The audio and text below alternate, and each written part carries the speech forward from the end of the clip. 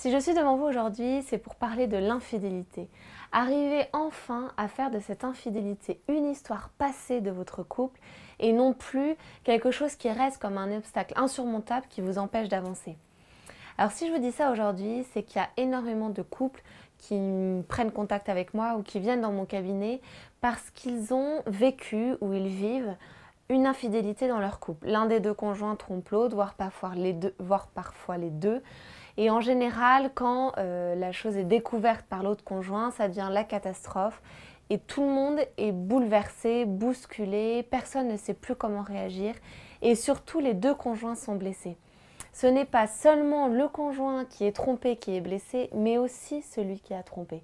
Et ça, c'est extrêmement important de le dire parce qu'aujourd'hui, on ignore ça et on a l'impression que la seule personne qui est blessée est la personne qui a été trompée. Or, vraiment, les deux conjoints ont une démarche à faire pour arriver à faire de cette infidélité une histoire passée et du coup voir quelle force il peut en ressortir pour enfin pouvoir avancer.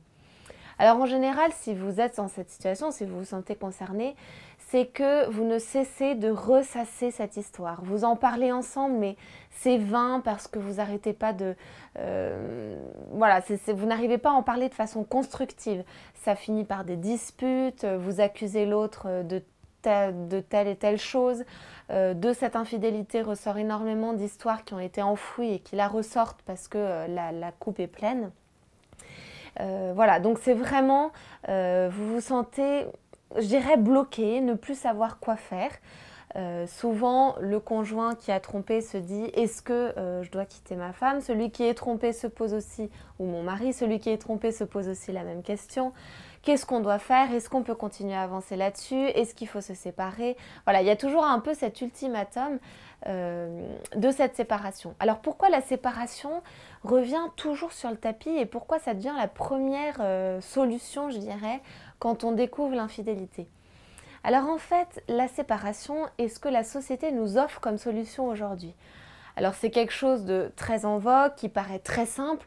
Et pourquoi c'est facile? Parce que voilà, se séparer, c'est partir, c'est mettre tout ça de côté, sous le tapis, pour reconstruire quelque chose avec quelqu'un d'autre. Mais en fait, moi je me rends compte aujourd'hui dans mon cabinet que y a des couples qui ont fait ça, qui se sont séparés, qui reviennent aujourd'hui.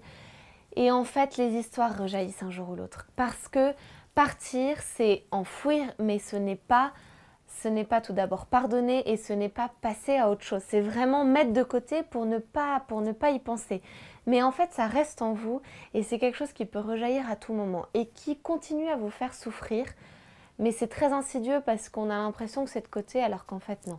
Donc la séparation, moi j'observe que ce n'est pas une solution. C'est en tout cas pas une solution si elle n'est pas accompagnée de ce cheminement pour arriver pas à pas à vraiment pardonner à l'autre. Peut-être qu'après vous prendrez la décision de vous séparer, mais ce sera une décision qui est prise avec votre intelligence et non pas parce que votre amour-propre a été blessé ou vous êtes sous le poids de l'émotion. L'idée est vraiment de vous aider pas à pas, étape par étape, à ne plus avoir de ressentiment envers votre conjoint. Donc petit à petit, vous allez comprendre tout d'abord pourquoi vous en êtes arrivé là, pourquoi votre couple en est arrivé là, pourquoi vous en êtes arrivé à tromper votre conjoint ou pourquoi votre conjoint en est arrivé à vous tromper. Pourquoi cette histoire vous a fait souffrir? Pourquoi peut-être c'est quelque chose que vous avez déjà vécu avec quelqu'un d'autre et cela se répète encore? Pourquoi vous étiez fixé des limites et vous n'avez pas réussi à tenir ces limites? Vous allez pouvoir comprendre qui est l'autre, qui est cette personne avec qui vous vivez. Parce qu'avec l'infidélité, on a l'impression de découvrir une autre personne comme si finalement on avait vécu plusieurs années ou plusieurs mois ou quelques jours avec une personne que finalement on avait l'impression de ne pas connaître parce qu'on n'imaginait pas qu'on pourrait arriver un jour à ça. Voilà, donc c'est vraiment arriver à comprendre. Ensuite, ça va être arriver à regarder l'autre avec un nouveau regard, non plus un regard accusateur qui ne voit en lui que la personne qui vous a trompé, qu'une personne qui est fautive, qu'une personne qui ne fait pas bien les choses, ou inversement, ne voir en votre conjoint qu'une personne qui n'arrive pas à vous combler, qu'une personne qui ne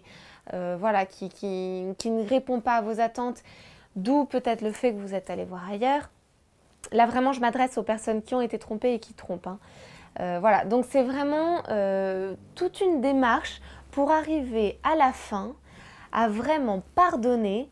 Alors non seulement pardonner si vous avez été trompé, donc au conjoint qui vous a trompé, mais aussi si vous avez trompé, vous pardonnez à vous-même. Vous pardonnez à vous-même parce que ça, c'est très important pour continuer à avancer. Sinon, vous allez finir, et très souvent ça finit comme ça, vous finissez seul parce que finalement, vous n'avez l'impression d'être plus digne pour personne. Voilà, donc c'est vraiment, on part de la compréhension pour arriver au pardon, et le pardon permet de se libérer d'un poids considérable qui permet ensuite de prendre des vraies décisions pour votre couple.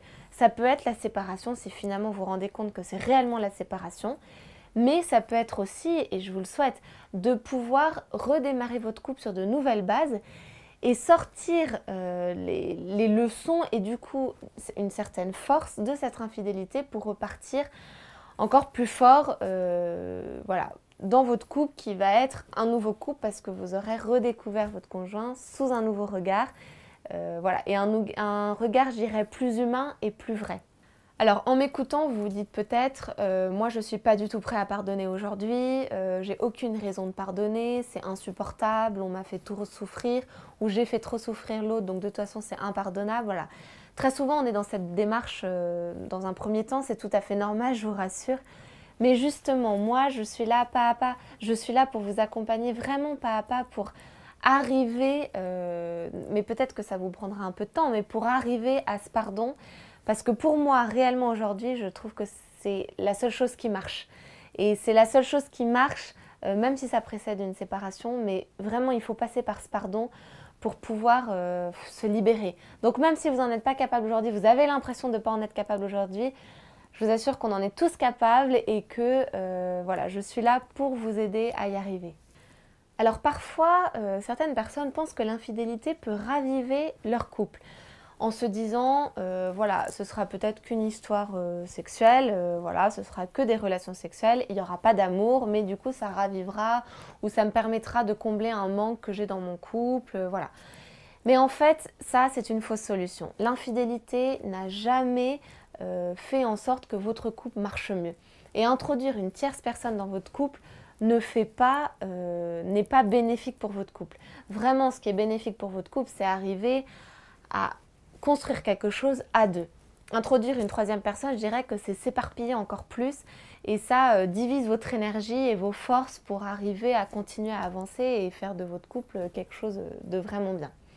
Alors, si j'ai décidé de faire cet accompagnement, c'est parce qu'il me semble que vous pouvez avoir, enfin en général quand on vit cette infidélité, les émotions sont très fortes, on est très motivé par quelque chose un jour, on est sûr que notre couple va de nouveau bien marcher et puis le lendemain, rebelote, on est retombé dans une certaine, presque une dépression parce que voilà, on a l'impression que finalement c'est vain, on n'y arrivera jamais, voilà.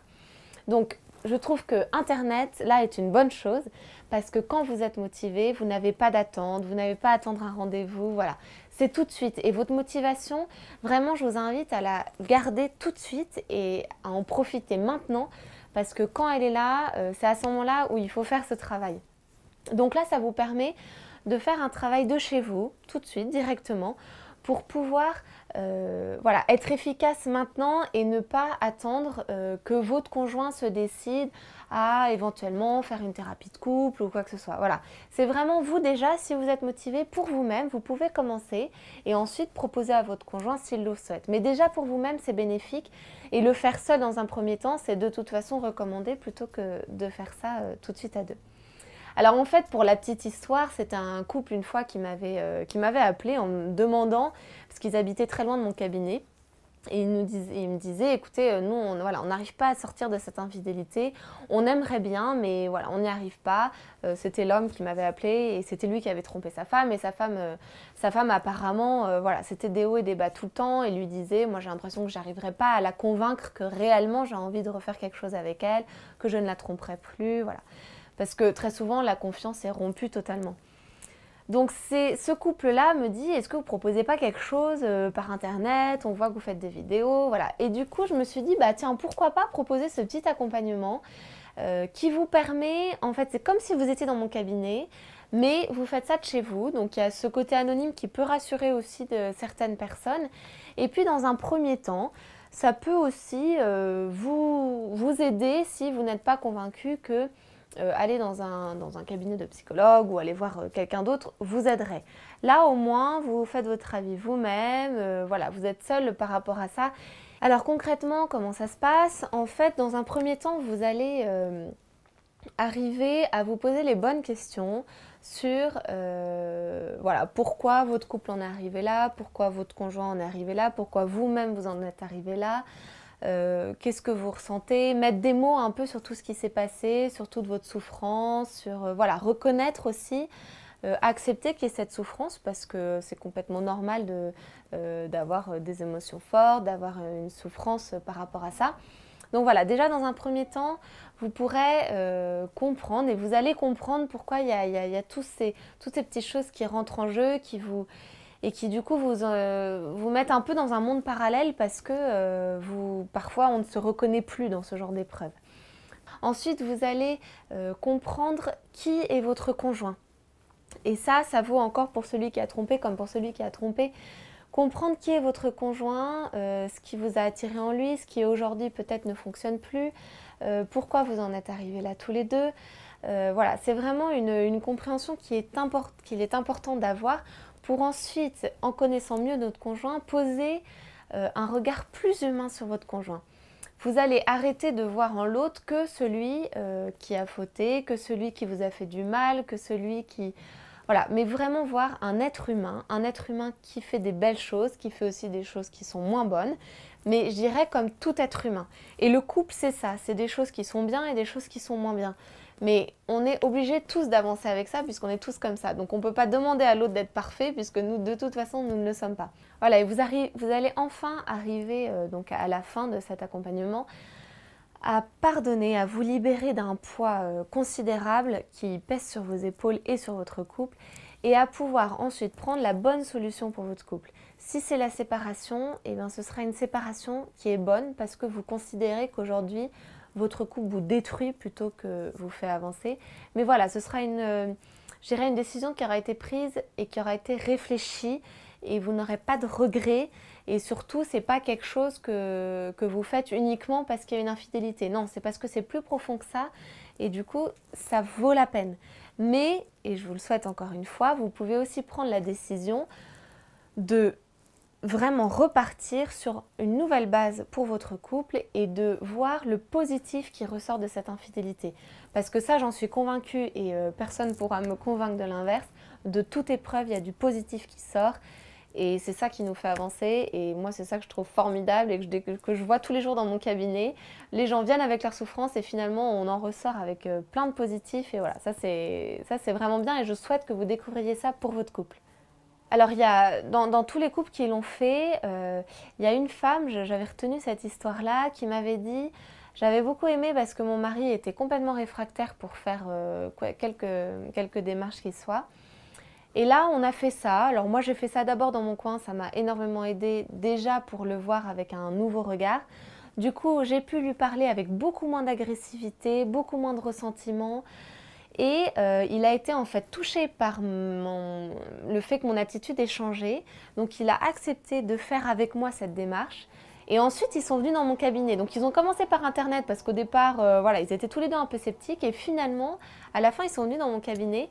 Et en fait, on s'est rendu compte que ça les avait vraiment ouverts et la première étape était faite. Et quand ils sont arrivés dans mon cabinet, je dirais que le travail était beaucoup plus facile parce que voilà, ils s'étaient déjà pardonné l'un l'autre et maintenant, ils voulaient avoir de nouveaux conseils pour repartir sur de nouvelles bases. Mais vraiment, ça a été... voilà, j'avais retenu ce petit témoignage. Une autre, ça c'était un homme qui m'avait dit aussi qu'il était resté assez longtemps sur la première partie, donc qui est vraiment arrivé à mieux comprendre l'autre.